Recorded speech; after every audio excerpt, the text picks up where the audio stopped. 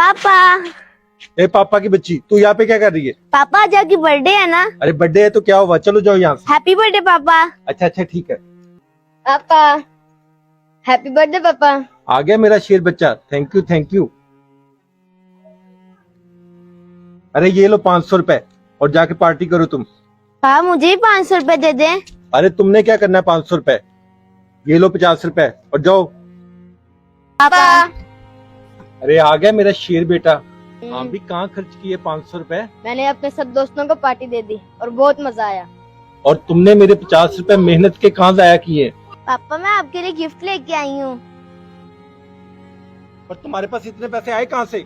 पापा आप जो मुझे थोड़े थोड़े पैसे देते थे, मैंने वो जमा करके आपके लिए गिफ्ट लिया है। मुझे माफ कर दो बेटा, मुझे आज पता चला है बेटियां बाप से कितनी मोहब्बत करती हैं।